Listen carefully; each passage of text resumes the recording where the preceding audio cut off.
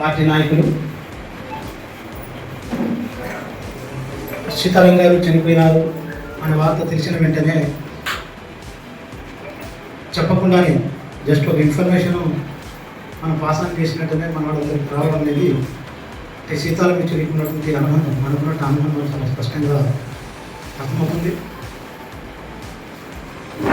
వాస్తవంగా ఇలా చనిపోయే వయసు కాదు. మన కమ్యూనిస్టు ఉద్యమాల్లో రెండో తరంలో మొదటి వ్యక్తిగా ఆయన భావించాల్సి వస్తుంది. మన మొదటి తరం నవరత్నాలు సుందరయ్య గారు, ఈఎంఎస్ గారు, నాగినేని బసవప్పన్న గారు, నంబూద్రి గారు, సుజిత్ గారు, జ్యోతిబాస్ గారు, ఎవరైతే నవరత్నాలు అంటామో ఆ నవరత్నాల తర్వాత రెండో తరం ఎవరు అంటే వీళ్ళు ఉన్నారని చెప్పేసి అప్పుడే ఒక చర్చ 90లోనే ఆ రకం జరిగిన పరిస్థితి ఉండేది. ఆ రకం నవరత్నాల్లో రెండో తరం నవరత్నం అనుకున్నప్పుడు సీతారాం యేచూరి గారిది ఒక ప్రత్యేకత. మన పార్టీ ఉద్యమాల్లో చాలామంది నాయకులు ఉన్నారు.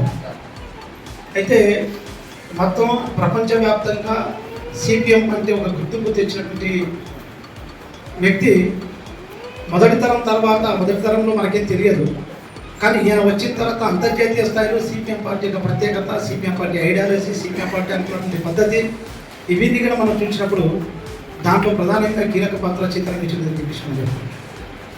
మనకు మనందరికీ నిరుత్సాహపరిచేటువంటి ఒక వార్త 1991లో వచ్చినప్పుడు ప్రపంచంలో చాలా దేశాలు కమ్యూనిస్టు జెండాలు మార్చుకున్నాయి, కమ్యూనిస్ట్ పార్టీ పేర్లు మార్చుకున్నాయి.